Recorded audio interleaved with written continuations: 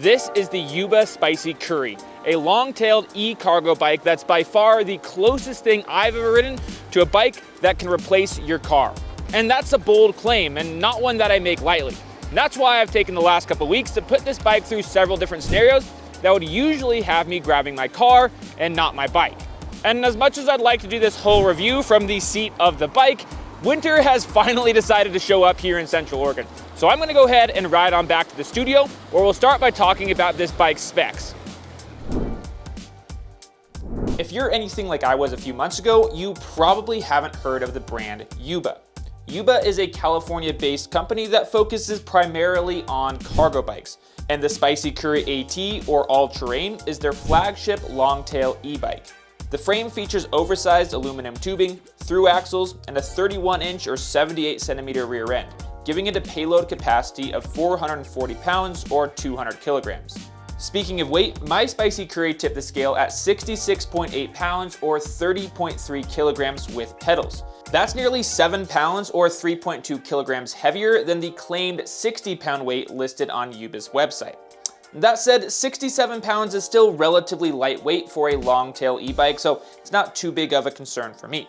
Now, despite coming in just one size, Yuba claims that the Spicy Curry can fit riders anywhere from 5'3" to 6'5". But at 6'1", I found the bike to be a bit cramped, and my long legs would require an even longer seat post to reach full extension. So it's hard to imagine anyone much taller comfortably riding the bike. My wife, on the other hand, who's 5'5", took a little spin on the bike and had no issues with the fit, so riders on the shorter end of the spectrum shouldn't have any concerns. One slight drawback of that low slung frame though is that there's no room for a water bottle inside that front triangle. Obviously, there's plenty of space to store all the water you could possibly need elsewhere, but having easy access to a sip of water could be nice when hauling cargo through town. At the heart of the Spicy Curry is an 85 Nm Bosch Cargo Line motor mated to a 500 watt-hour battery. Bosch has been a leader in the e-drive industry for years, and all it took was one ride on the Spicy Curry to be reminded of why. The motor's power delivery was exceptionally smooth, and the motor was all but silent. As a Class 3 e-bike, the motor provides assistance up to 28 miles per hour, which is just about as fast as the 10-speed Shimano drivetrain would take you before you'd start to spin out. Bosch's kiosk display is one of the best on the market as well, and mounts directly to the stem and features up to 10 display screens that can be customized to show just about any metric you could ask for. The motor has 4 power modes: Eco, Tour, Sport, and Turbo, and all of those can be customized in Bosch's app. I personally felt that the Eco and Tour modes were a bit undergunned for a fully loaded cargo bike, and I spent most of my time in the Sport mode. Yuba claims that the Spicy Curry has a range of 60 miles or 97 kilometers, but as is usually the case, this is in ideal conditions with the motor in Eco mode, and my real-world test was not quite as impressive, and I'll talk about those results a little bit later on. And while the Spicy Curry is clearly a formidable bike in and of itself, its capability can be greatly enhanced by way of Yuba's aftermarket accessories. These range from seats and bars for a rear passenger, storage bins and baskets, and even ski and surfboard racks. Yuba sent us a complete setup for taking an additional passenger or two on the back of the bike, including a bamboo deck, padded seat, handlebars, and bamboo sideboards. We were sadly unable to review any of Yuba's traditional cargo accessories, but that didn't stop me from getting a little creative to make sure that we could still test the bike in all its possible use cases. Like I said at the start of the video, the Yuba Spicy Curry AT is marketed as a bike that could potentially replace your car, and at $5,599, it costs just about as much as well. So to put these claims to the test, I wanted to take the Yuba through 5 different scenarios that I'd usually choose to take my car for, the first of which being a quick run to the grocery store.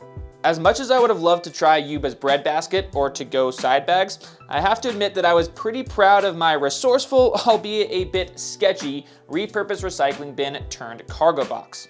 My trip to the grocery store was my first ride on the bike, and like I mentioned earlier, I was immediately impressed by how refined the Bosch eDrive system was. The blended Shimano Dior and XT drivetrain worked flawlessly as well, and I appreciated the touch of having XT shifter to get those double upshifts. The only bummer was that the chain rubbed on the frame when in the highest gear. Thankfully, not to the point of derailment, but enough to make an audible rattle that would certainly wear through the paint after enough miles. With the first, admittedly easy challenge out of the way, I knew it was time to step it up a notch. So I took the Spicy Curry to my local hardware store and searched for a more formidable challenge for the Spicy Curry, and ended up walking out with two 40-pound bags of birdseed. It was here that I first became appreciative of the Spicy Curry's low slung frame, because there was no way I was going to be able to lean that bike over to the side to step over the top to. Even as a taller rider, that feature would be high on my list of requirements if I was on the market for a long-tail cargo bike of my own. But once I was up to speed, the added weight on the rear of the bike was much less noticeable, which I'm sure is due in large part to the lower deck height made possible by the small 20-inch rear wheel. As with every e-bike we review, I knew I wanted to test the range of the Spicy Curry's 500 watt-hour battery, and I thought that doing so with the bike loaded down with some cargo was a more realistic way to do it. So with my upcycled recycling bin loaded down with 80 pounds of birdseed, my 200 pounds of pure muscle, and a full battery, I went out on a ride. Not only did this give me a chance to test the battery, but also to get comfortable with the bike's handling, which honestly blew me away, even in the less than ideal weather conditions I was riding in.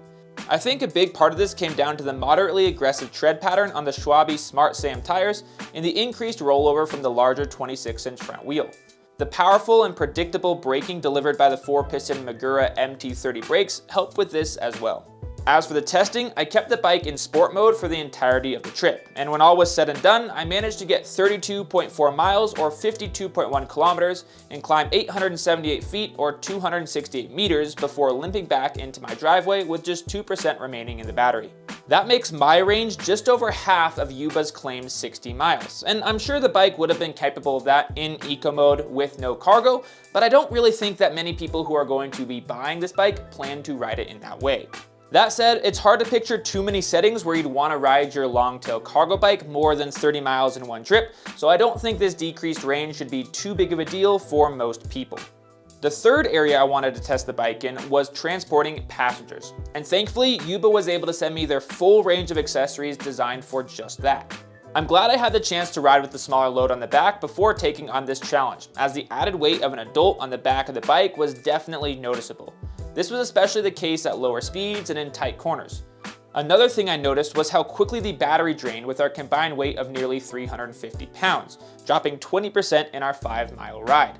And while it was a bit nerve-wracking for me at the front of the bike, my wife found Yuba's padded seat, sideboards, and handlebars to be plenty comfortable and secure. Next up, I wanted to test the Yuba Spicy Curry on a night ride, because this is another area that I'd almost always choose to take a car over a bike. And like many e-bikes, the Yuba Spicy Curry comes with a headlight and taillight that are wired directly into the battery. As you can see from the footage, these AXA blue line lights did a good job of making the bike visible to fellow motorists, but the 50 lux headlight left a bit to be desired in terms of my own visibility. If I were to regularly use this bike for after-hours riding, I'd definitely invest in a more powerful light at the front of the bike. With the night ride out of the way, there is just one more area that the Yuba would have to prove itself in for me to accept it as a replacement for my car, and that was transporting me and my mountain bike to our local trails. And sadly, Yuba doesn't sell any accessories built for transporting bikes, but that didn't stop me from tinkering in the garage and mounting my fork adapter to the tail of the bike. As sketchy as this setup looked, it actually rode surprisingly well and got my bike and me to the closest trailhead without any issues. And while my setup was certainly a bit gimmicky, I don't think it's out of the question to expect a cargo bike like the Spicy Curry to be able to safely and effectively transport a recreational bike. And actually, one of the bikes that I'm going to be comparing the Spicy Curry to later on in the video does have an accessory built just for this. Yuba themselves already make ski and surfboard racks, and I'd love to see the addition of a bike towing option from them soon. While I was at the trailhead, I couldn't help but indulge myself in one last bit of long-tail e-bike tomfoolery, taking the Spicy Curry on some single track.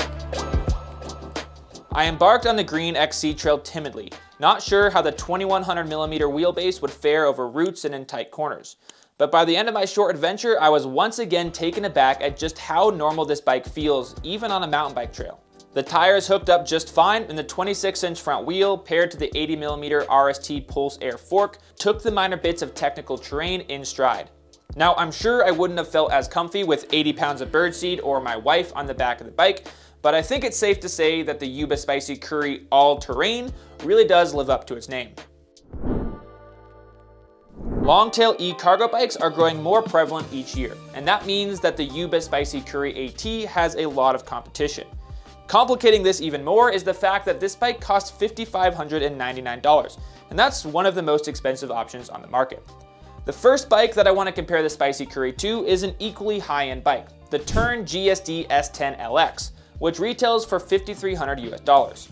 Both bikes feature the same Bosch cargo line motor and are rated for up to 440 pounds or 200 kilograms of payload. The rest of the spec is similar as well, though the Yuba does set itself apart with the larger 26-inch front wheel and knobby aggressive tires, which will give it the edge in rough weather or off-road conditions. The Spicy Curry is also a bit lighter, weighing 6 pounds or 2.7 kilograms less than the 74-pound or 33.6 kilogram GSD. The Tern, on the other hand, has a clever battery system allowing you to mount a second 500 watt-hour battery directly to the frame, doubling your effective range. Tern also offers a lot larger range of accessories for the bike, one of which being the bike tow kit I mentioned earlier. All in all, both bikes have their own respective strengths, and I'd opt for the Spicy Curry if I wanted to do year-round riding in rougher weather conditions or plan to use the bike off-road very often.